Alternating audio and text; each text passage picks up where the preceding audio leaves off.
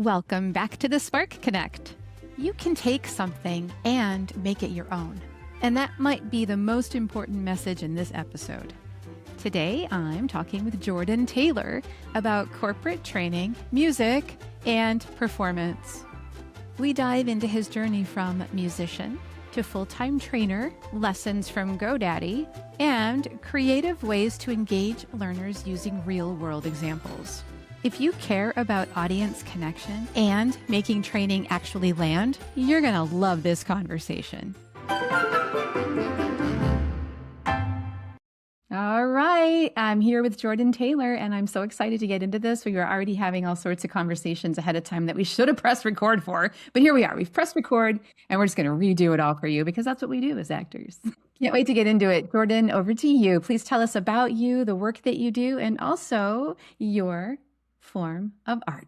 Yeah, well, thank you so much for having me. First of all, I'm super excited to be here. I think I nudged you to be on the show several months back, and now we're here, and I'm just so pleased. So thank you, thank you. Thank you. And like you said, my name is Jordon Taylor. I am the owner of the Corporate Training Companion, corporatetrainingcompanion.com, and I do contract training.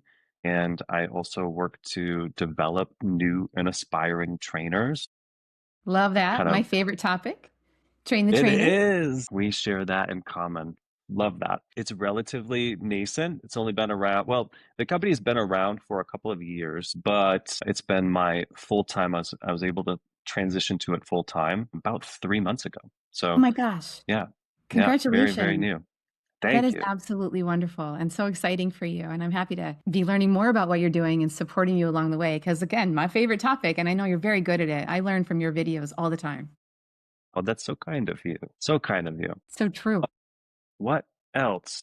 Yeah, what was your form of art? So tell us about, you're a master trainer, if you will, but you also do some other things that I think informs that, and you know it does. Yes, I am. Have been a musician for many, many years, and also a magician. An interesting combination. Another magician is on the show, and it's funny. Whenever I say magician, sometimes they say musician. So it's funny that you are both. What do you play? So I started out playing trombone and still play a little bit. I've been dabbling, and I played it all through. I think I started in 6th grade, so about 12 years old, up through into college. And I also started playing the guitar and singing at about, I want to say 13, and still do that. Been in a number of rock bands, have a couple of solo singer songwriter albums out as well, and all of it's kind of on the back burner now. Once I got into corporate training, I still dabbled in both, but then a couple of years, about a year and a half ago, we had a little one, and she's taken up a lot of time. And so hopefully those hobbies will come off of the back burner in the future. But right now, they're on a little bit of a little one. That's what will happen. Yeah, that's the hope. The goal is so you've got some albums out there as a solo artist. Yep, got some albums as a solo, some EPs with a couple of different bands, and at least one album with a band. So you're a guitar player and a singer. And what kind of music then? What do you sing?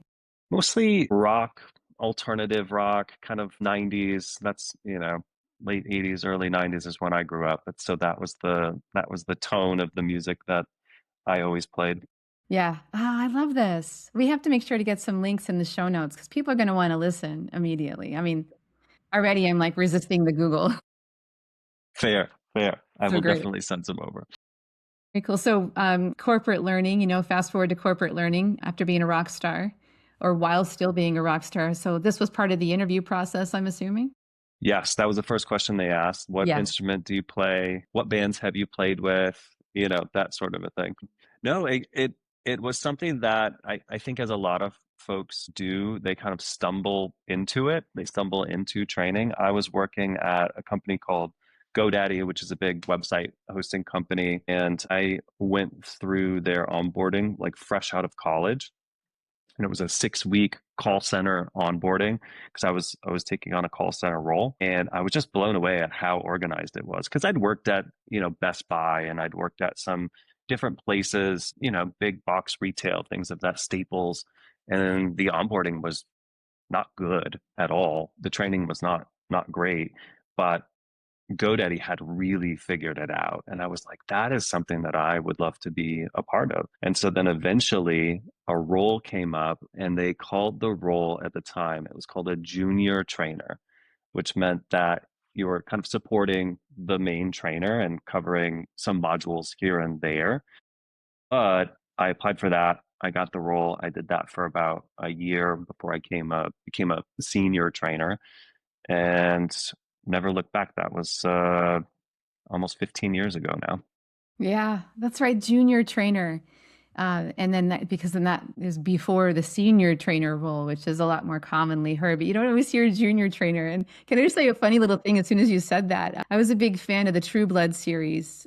And in Yeah, the True Blood series, my favorite vamp in that was Jessica. And she was the baby vamp. And so I always think when people say junior, I think I'm a baby trainer. That's what I would say instead of junior, but junior's probably better. But you just reminded me that I would always say that and think about that. that was how we Yeah, it's important things. And sometimes I'll drop into that and still say things like, "Oh, I'm a baby video editor." That's what there I'm. you go. Any developing skill. Yeah, yeah, developing the skill, but junior's probably better. Although sort of male, like for whatever reason, I think that. I don't know why. Maybe because like my family are from the South, and junior is an actual name for that. So. Yeah. Interesting. But so we were talking about performance and so much of what we bring as in your case as a musician and a magician, that performance plays out in the way that we deliver training. But it's not always something, like you mentioned GoDaddy got it right. And I'm wondering like what were they doing that got it right? And then also I want to talk about the performance that is being brought to what you do when you deliver, because so much of that is coming from the art that is inside of us. Yeah. Yeah, it's really quite interesting, I think, from a muse from a musician standpoint. I think that just being in touch with a group, because whether it was I was playing the trombone with the symphony, or whether it was with, the school band, or I did marching band as well, you need to be not only in touch with the rest of people sitting in the row with you playing the trombone, but you also need to be in touch with the broader group. And so you really kind of learn that social emotional skill at a pretty young age. And then you can take that into the classroom, and you start to get really in touch with the group dynamics Yeah. of your class, and you can stay in touch. And I think that that's something that if you develop that before becoming a trainer versus while you're a junior trainer or whatever the case may be, you get launched into that career so much more quickly. 4 times a week for an hour, you're going to be you're going to be much slower at developing that skill than if you're doing an onboarding class that's 40 hours a week for 2 weeks straight standing in front of a classroom. And so I think from a musicality standpoint, that was one really big takeaway. And then when I think It's about like the huge. magic, Yeah. what's that? I just Yeah. kind of wanted to get in there because a lot of times we're working, and I know when you train trainers, how often is it that the trainers that you are training are actually subject matter experts? And they don't come from the world, in our case, the world of performance. And then we find L&D as a way to bring performance into our work lives in a way, right? But subject matter experts are being asked, could you teach everyone because you know this thing? And so they're not coming at it from the element of, I've got to create an environment that is conducive to, in our case, learning. And so that is such a key point and such a difference. And you're right, we have such an advantage bringing it already. But when I was 100%. interviewing when I was young, career, they weren't interested in that. They were more interested in the subject matter expertise. Like if I was going I remember applying specifically in the Silicon Valley for like a database trainer job, and I didn't know what a database even was. So of course I didn't know about their database at that time. I was Yeah. brand new baby trainer, baby wannabe trainer. And I remember them being like, well, you don't even know our software. And I'm like, yeah, but I know how to manage a room and to help people learn things. And I can learn your software. That's the interview process way back then. It's like this thing. So it's very interesting. I think it's still the same. I mean, I don't think it's radically different. It's a lot of, can you address an in the moment issue with a difficult learner, like that's something that that a lot of hiring managers are going to look for initially when hiring an entry level trainer. Can you tell a decent story or analogy to help drive a point home? But Can you that learn doesn't this really, content quickly and deliver it for yeah. us as the main driver, though, right? Yes, yes. And to your point, like when it comes to generally like the big group dynamics, that's really, I don't know that that's a big element of it, but it should Yeah. be. I mean, it should be. It should be, but it's not. It comes along later. It's like the other things just, I guess maybe they yell louder, Yeah. you know, like getting it done versus being good at it. We got to get it done when we're trying to turn a profit, and trying to survive in this economy, just get it done. I know it's not the most engaging thing that ever happened, but at least you got That, the content and you can figure it yeah. out. Yeah. And I think it's harder to gauge too, because if you're in a mock interview presentation, you probably got 3 or 4 people on the panel. So it's not really, it's going to be hard to gauge that group Yeah. dynamic piece anyway. During an interview process, and also on the other side, it's going to be hard. It's hard to measure the impact of a skilled trainer against the content of they got the content. Like it's very difficult to, like, what exactly are we measuring, Yeah. how they use Yeah. their Quite voice? Are right. we going to measure that, really? The number of jokes they told that were relevant to the learning, these are things that aren't Yeah. on the list. Yeah. And shouldn't be, probably, but it's very, yeah. You mentioned that GoDaddy had figured it out. I'm curious, what was that feeling or that thing that made you say that about them?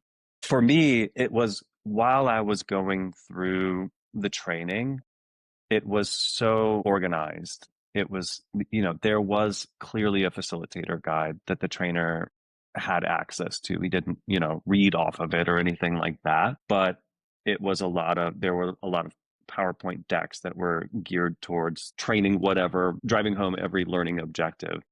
There was a lot of story, a lot of analogy. There was a lot of engagement. There were activities every 30 minutes tops type of a thing. It wasn't super, super lecture heavy, but it was a good balance. There were so many things. There were constant knowledge checks and a lot of support to help folks through, because at the time, GoDaddy had 40, 50 different products that you needed to, after 2 weeks in the classroom, jump out and support. And they're not easy products for a lot of people. They're pretty technical products. It's hosting and website builders and domain names and DNS and all of these fairly technical concepts. For the amount of time that they had, I think that they did an incredibly good job. Did they get it perfect? No. And can you? Probably not. But um, they did a really good job, and it was definitely something as on a receiving end, as somebody who's never a trainer before, was like, Yeah. wow, this is really cool. Versus, going to Best Buy. I remember my onboarding was like, hey, we're going to stick you in the back room. We need you to watch an hour and a half worth of videos, and then you've got 2 e-learnings, and then we're going to throw you out on the floor. And it's Oh, like, wow. okay. So did GoDaddy have a train the trainer program that they brought you through when they hired you as a junior trainer? It's a good question. They did not have anything official. That was actually something later that I helped to build out.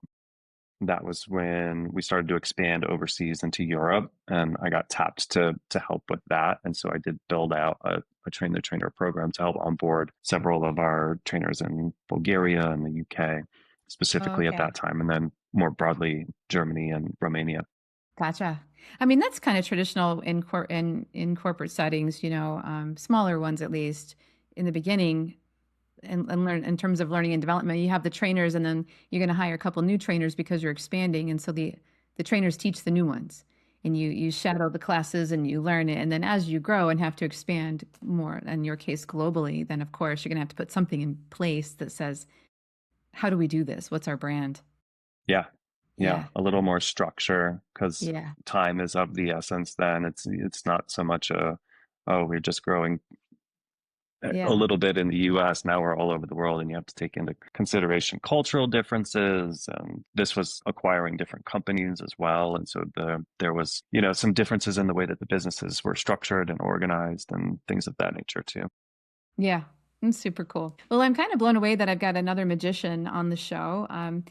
It's been very obvious to me in my career that I have actors and performers in my life and around me, and we gravitate towards each other. But it isn't until I launched the podcast that the magicians started telling me that they are magical. I just sort of assumed and lived in their auras, And then all of a sudden, I'm like, wait, you're certified sleight of hand. Like, what is happening here? So let's go. And I have a lot of respect for it. Actually, I think it's super cool. So I'm laughing, but I'm just kind of like, it's because it's cool to me. So are you a certified magician, or was this something you played with? Like, and I know that you don't do it anymore, but you used to, and it's probably still part of who you are in any Yeah. way. But is it something that you went through certifying to learn to do? It wasn't anything that I went through certifying to do. And in fact, my particular brand of magic was more on the mentalism side of things, so predictions and mind reading. And so it was less of like the visual elements. And I don't know if there is an actual certification for it, but And if what we'd you have, end up, and if there was, we'd have to forget about it right away, right? we'd have to forget about it right away, is exactly right. I'm like, I want to get to the magic too, about the way that a magician will think in order to prepare to present. And I'm interested in what are some of those things that magicians do? Because I personally think that learning and development is magical, and we are magicians. So I think so too. I yeah. really do. And I think that one of the things that I really took from magic, because I was taking lessons, like Okay. magic lessons. And at the time, I was also building a show. And that is a pretty big undertaking. But you have to, as a magician, you have to kind of think about everything from moment to moment to moment to moment and map out not only like what you're doing, but what the audience is doing and what the audience is thinking, which is, I think, a little bit different approach than maybe a non-magician, because you really have to put yourself in the shoes of the learner, because you have to direct their attention maybe one place instead of a different place, which means that you have to be in their head a little bit. Like, what are they thinking? Why would they be thinking that? How can I get them to think something else? And that has to be broken down moment by moment. And that means like almost minute by minute. And so I think that's the mindset that's a little bit different coming at it from a magician's perspective. Yeah. Yeah. I'm often asked, people will say to me, what do you do right before you take the stage to do a keynote? And I'm like, well, besides all the physical stuff and, trying not to freak out, just kidding. What I will do as a sort of preparation, I usually like to do it the evening before, is I'll run through the different segments of the speech and I'll think about not the content as much as what I want the audience to feel Mm, each moment. And I actually have that all mapped out and written out in documents as I'm preparing. I love that. But yeah, so And there's I all think the that probably content and comes those from stories, your but then acting. yeah, switching to, and what it does is it helps me get out of, I hope I say that line that way, get away from that to, I remember when we got to this segment that I really want them to feel like whatever it is. The thing that came to mind is a curse word, Yeah. and I'd have to get a sparkle over my own voice. So it was like an oh bleep moment, like that. I want them Yeah. to feel like, oh man, that's me. And then I want them to feel hope. And then I want them to feel excited. And then I want, and so I go through and also I'm also outlining it so that you're not feeling the same thing the whole time, That, yeah. or that there's emotional contrast. And so when you said you're thinking through what you want the audience to think, it immediately made me think of, I'm going through what I want them to feel, which is very closely connected, of course. Yeah. Yeah. Yeah.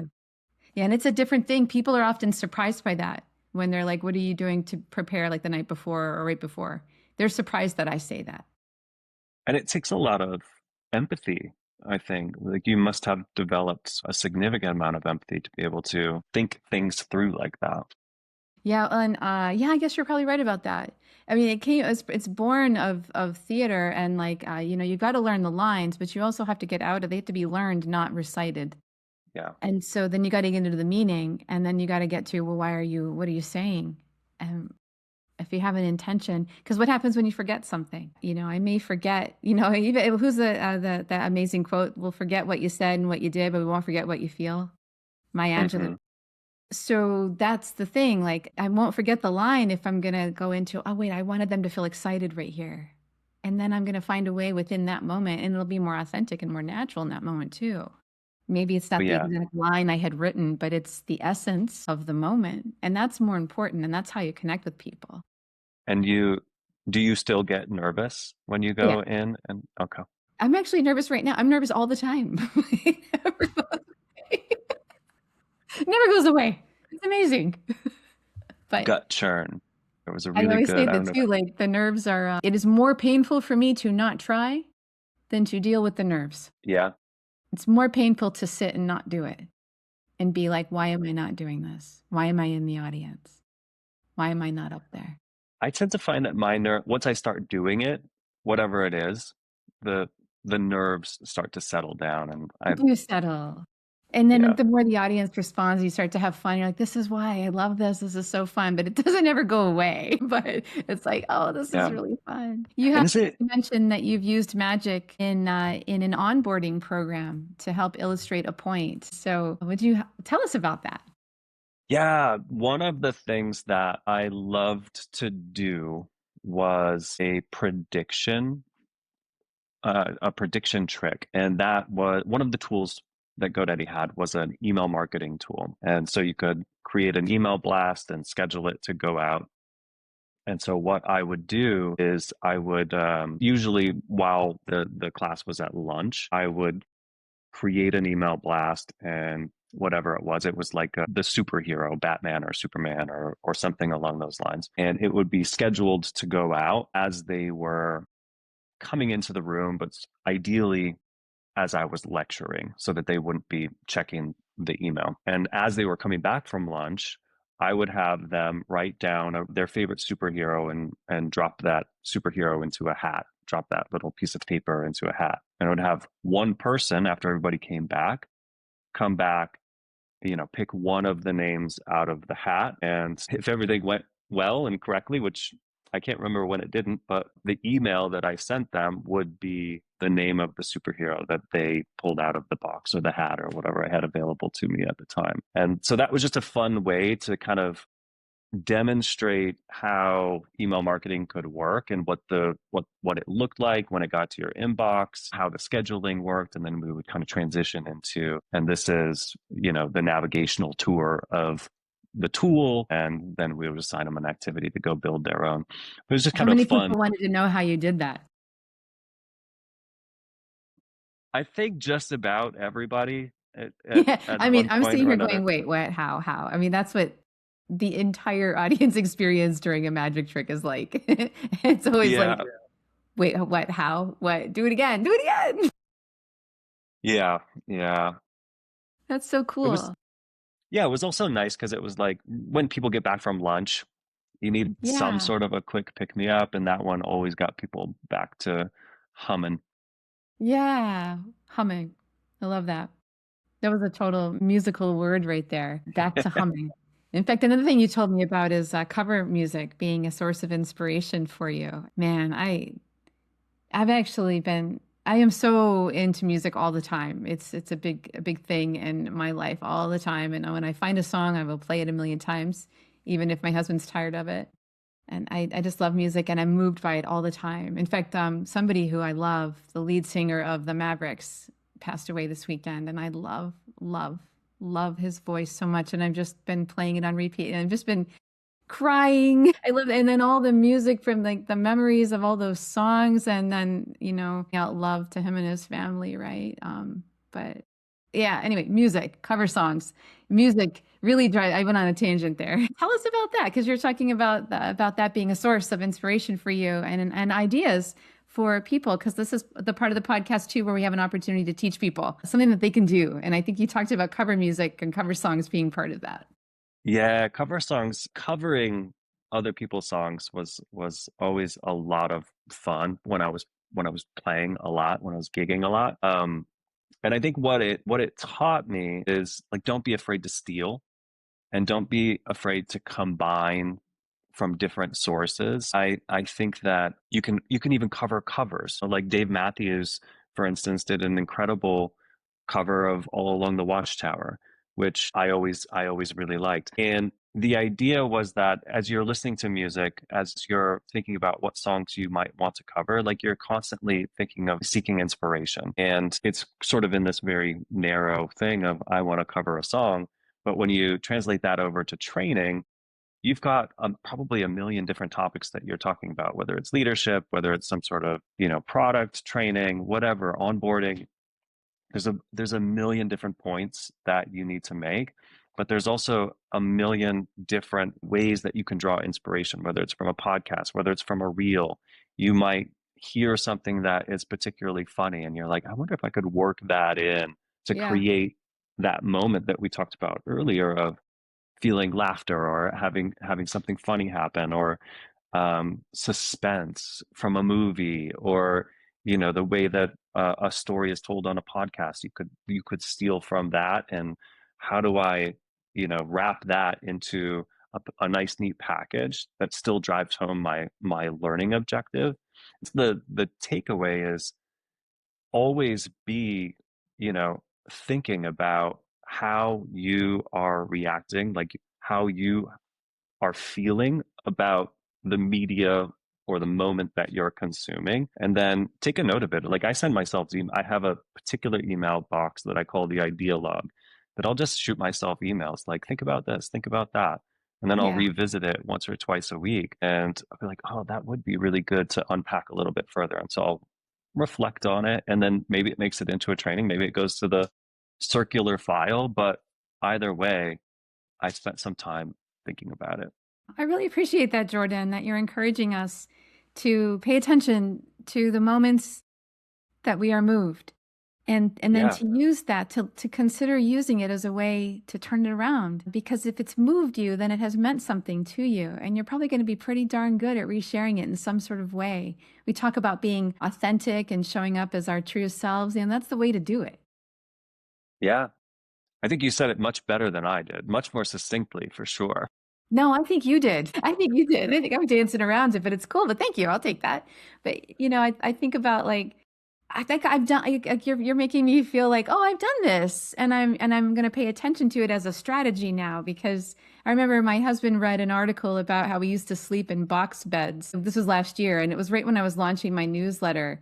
And when he said that, I thought it was hilarious, and I started thinking about my life in the box, and how we live in the Zoom box or the Teams box or whatever. And then I thought about my career, and that the one of the sort of like business mantras was like, think outside of the box. Yeah. I was like, this is funny. And I ended up just writing down notes about the box, and are we supposed to be in it or out of it? Because now we're in them all the time, and we're supposed to be thinking out of them. And like, what point, and what does that have a greater meaning? And it became the issue of my first newsletter, out of the box Interesting. thinking, or like maybe, and like sometimes we need to be in, other times we do need to be out. And it kind of became this whole thing. And then I made a really funny picture of myself in a antique box bed, and I'm coming out of it. It's ridiculous. But then it became all fun to write a newsletter because of that. Yeah. And it's just a news article that my husband read and said, we used to sleep in boxes. How weird is this? And I'm like, I'm pretty Yeah. sure my parents brought me home in a box. It was the 70s. The box has been in my life a lot, and now I live in a box and present in a box almost every day. So that became a whole thing and a whole way to do it. And it's not like I copied the news article. I was inspired by it, and like, even when you cover a song, like that musician that I just mentioned who's just passed, he covered Blue Moon, and his version of Blue Moon is beautiful and just lovely. Mm. And it's so him. Yeah.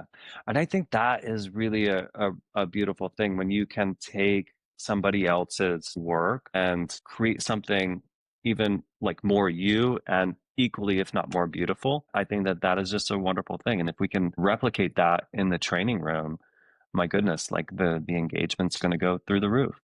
It is. And you think about how we're honoring the instructional designer who put together the program, but then we're also bringing ourselves to it. We're honoring what they have put together. It's still the objectives, it's still the words, it's still the plan, but it's been Jordanified or Kassified, with our life experiences and the things that make us hum to use your Yeah. word, you know? And then you're honoring everybody and creating something new in the space with the audience that you have there. I think there's a lot of trainers seeking, how do I take what I've been given and still make it for who I have in front of me and also something that I can deliver and tell the story of? How do I do that when the script has been written for me? And I would say, Yeah. well, go listen to the original recording of Blue Moon and then go listen to Raul Malo's version by the Mavericks of Blue Moon. And it's the same lyrics, but it is two different ways of delivering it. And you feel very differently when you listen to it. Isn't that an interesting exercise if you were training the trainer on that? Yes. I think let's do it. Let's make it a train the trainer activity that we both kind of like dive into. Inspired by Jordon Taylor. This is what I thought of, and I'm going to do it for all of you. It's your turn. Go do it, people. I love it. Next, we'll be having them sing their classes, right? Yes. All right. Well, I know that you said you just launched your company about 3 months ago. I know it's been years in the making, but you also talk about you've got some courses that you're offering and things that you're doing. And I would love for people to know where they can connect with you and also what kind of things they could learn from you and what you're doing in your business. Yeah, absolutely. So I'm very active on YouTube and LinkedIn and TikTok and Instagram, wherever you are, I probably have a presence there. A lot of the videos and things that I create are meant to help trainers. I do a lot of training tool videos. I do a lot of AI in training, coming from a bit of a tech background. And so that was stuff that always interested me. So if that's interesting to you, by all means, please check those out. I just launched a free course. One thing that I noticed is that I don't see a lot of resources for new trainers that are preparing for an interview. And so I created a 1 hour, it's a free course that will teach you kind of it's a crash course on corporate training in general, but also help you prepare for what to expect and how to present yourself in an interview for a training position. Oh, Jordan, that's And golden. You got to tell us where we can get a hold of that right away. Yeah. so that one's just right on the website at corporatetrainingcompanion.com. If you just go to courses, it's there. What a great name for your company, too. I just love it. Well, thank you. Yeah. Thank you. Well, Jordan, thank you so much for spending time with me today and with our audience. You have such a creative energy. Follow him right away, everybody. He has amazing videos and I learn new things all the time and then I end up implementing them and then I reach out and I'm like, Jordan, come on the show. So we got to do it. It's good stuff. And now I know deeper why I'm so connected to you. I think we have a lot of things in common and I really, really appreciate and have enjoyed every moment of speaking with you today. Likewise. And I have really loved engaging with you on LinkedIn and just following all of the things that you're doing. The podcast has been a lot of fun to watch as well. So thank you so much for letting me be a part of it. Thank you. That's your spark. Now go light something up. And hey, if this episode lit you up, share it with a friend, a fellow facilitator, or someone who needs a little more connection in their day. Be sure to follow the Spark Connect so you don't miss what's next. We've got more brilliant voices, bold ideas, and heart-forward conversations coming your way. Until then, stay curious, stay brave, and keep showing up.